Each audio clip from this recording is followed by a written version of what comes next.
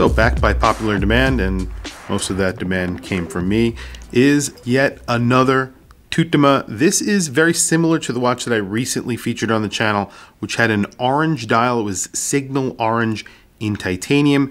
This is actually a stainless steel version, and it is called the M7Cs S, and this specific model number is the 6155-09 in stainless steel with a green yellow Fume dial. Now they call it a yellow dial. This is definitely green and yellow. You can see it's green on the outer edge, and then it gets yellow as you get towards the center, and it does look like a yellow dial, but there's definitely green color in there. And then they match it with a green strap, so that sort of matches the color that outer portion of the dial is. Really cool watch, something you don't see a lot of. It's a color combination that you don't see a lot of. Very sort of out there, very 70s. I really do like it. It has fence post hands. Those are loomed. You have applied indices on that dial. Those are loomed as well. There is just a little bit of text on the dial. It says automatic 500 meters, so it does say 500 atmospheres below there. This is a 500 meter dive watch, so it's a very capable, very chunky watch, even on this strap. So the last watch that I had on the channel had a bracelet that was titanium, as I mentioned. Even though it was titanium, it still felt very substantial. This is in stainless steel, and the bracelet or strap on here is really substantial. In fact, it is one of the thickest straps that I think I've had on the channel. It's around 5 millimeters thick right there. It actually gets a little bit thicker when you get towards the watch, so it's about 5.2 millimeters. It is a thick strap. It is bolstered. It's rubber on the underside, leather on the top side. It's a cav leather. You could definitely use this with swimming, diving, whatever you need to do. And its buckle is also very substantial. Really easy to use. Actually, this little button right here, the two buttons, actually allows you to just flip up the back side of the buckle, and then you could just lift it and change the size. It's very easy, and it's really nicely made. This is really sort of over-engineered, very German style buckle. It's big, it's bulky. If you are swimming and you're using this with a wetsuit or something like that, you can actually adjust this pretty easily if you needed to. I would even say with gloves on, you would be able to do it. It's very easy and very big and chunky. It's a really nice buckle. I was actually really impressed with it. The strap, everything here is just over-engineered. This is not going to be coming off of your wrist. You do get drilled lugs on here, and it's really not thick. When you're looking at it, this is a 500 meter dive watch. This is not a very thick watch. Same thing with that titanium version that I had on the channel. I thought it wasn't a very thick watch, and it's really actually pretty surprising. It's sort of an integrated bracelet look. These are around 44 millimeters. I think the last one I had on the channel when I measured it, I think I measured it at 44 millimeters exactly. And that's what I'm getting on here as well. Like I said, this is a stainless steel version. That's really the only difference between the two. One is stainless steel, one is titanium. Thickness on here, 500 meter dive watch, 13.1 millimeters thick. I have tons of watches on this channel, 200 meters of water resistance and things like that in that range, and they're around the same width as this watch, and it's 500 meters water resistant. That's really good. So you know that the engineering here is really well done. This is a German-made watch. It even says made in Germany there at the end of the bottom of the dial, right below the 6 o'clock index. And really the 6 o'clock index is a date with just a small little index below that, and then right below that it just says made in Germany. Really simple dial. It is a sort of a glossy dial, and like I said, that green and yellow is the reason why you would buy it. If you like this look, I think it's polarizing. It's either you like it or you don't. I'm definitely on board with liking this dial. I think it's really bright and interesting, and when I was asked if I wanted to borrow another one of the Tutimas in the lineup of watches, I said absolutely, I would love to borrow this watch. This is sort of like their newer version. They just recently came out with this. I don't think it's, you know, it's in the past few months. I think they actually came out with this maybe at the end of 2020. Let's listen to the bezel action. So the bezel action on here is a little bit hard for me because it is a polished edge all the way around. It's a stainless steel bezel. I have very dry hands, but let's listen to it.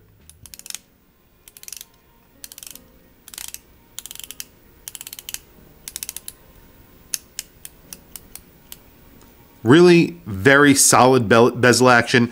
The notches are actually pretty big, so it does allow me to move it without my fingers slipping.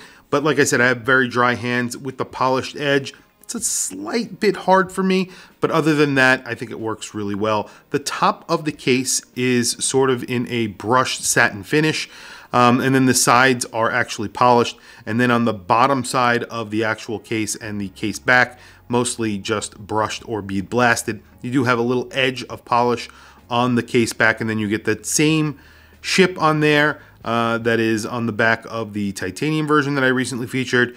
That is in polish as well. The crown, there's crown guards on here. You get a little polish on those as well. The crown is polished on the tip. The measurement on the crown is 6.3 millimeters. I did mention this is a 44 millimeter watch. However, the end links are, obviously integrated into the case. So the strap is integrated into the case as well. That makes the effective lug-to-lug a lot bigger than it actually is, because if you look at the lug-to-lug on here, it's 44 millimeters. So it's the same, again, as that titanium version that I had on the channel. 44 millimeters is really small. It's a really tight lug-to-lug. However, the effective lug-to-lug is much larger because of the strap. So it comes out to like 60 millimeters. However, it does turn down away from the case pretty well, and I'll throw it on my wrist so you guys can see. Inside here, of course, you're getting an automatic movement. It is the Tutima 330. Essentially, that is code for ETA 2836, I believe. It does get a custom rotor. So technically it is an ETA movement that gets that you get inside of here. You do get pretty good loom. You get a pip here. We will do a loom shot at the end. 500 meters of water resistance. You do get a sapphire crystal, as I mentioned. It is slightly raised off of that stainless steel bezel. I believe this bezel insert is stainless steel. If I am wrong, I will put a comment down in the description, but I believe it is. Just generally a very good looking watch. They do make this in other dial colors. You can get this on a strap, you can get it on a bracelet. They make it in other dial colors that are a little less sort of loud than this green to yellow Fume. They make them in solid colors as well, so no Fume colors if you like that. And I actually featured that orange one on the channel, which had a very nice dial on it as well. German made. These are $1,900, which I think is a really good price for what you're getting. This is an over-engineered watch that you really need to put this in your hands to feel the quality here. This is a very well-made watch. It is a substantial watch in my hands. The buckle, the strap, everything here, the details are very well paid attention to. And this is a very, very satisfying watch to hold in your hands. I think it's really cool. So very quickly, I'm going to throw it on my wrist. And then we will do a quick loom shot. So today I have a watch on. This is a 42 millimeter watch, and I just recently got this. This is a Seiko Brights. Now that was a line of Seikos that actually were pretty high end when compared to, like, let's say the Presage lineup. You know how you have Presages that have spring drive movements in them, and then you have ones that have 4Rs in them. The Seiko Brights lineup sort of was like that. But they had a lot of higher end watches as well. They actually had some spring drives in them, and they actually no longer sell them anymore. This is a mechanical chronograph. It gets a column wheel, vertical clutch chronograph. This is the 8R, I want to say 48, but I might be wrong. And this was a lineup of watches that really were beautiful watches made out of titanium, very lightweight. And sold for around $3,000 or something like that, maybe $3,500.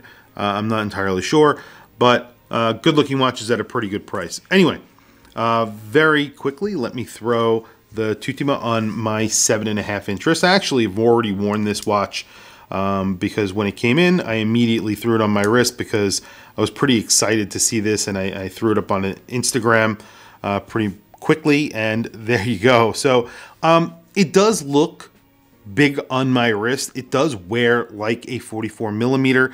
The strap actually wears even larger than the bracelet. So in this case, and it's not usually the case, but I would say that if you want it to wear smaller, you're probably better off getting the bracelet.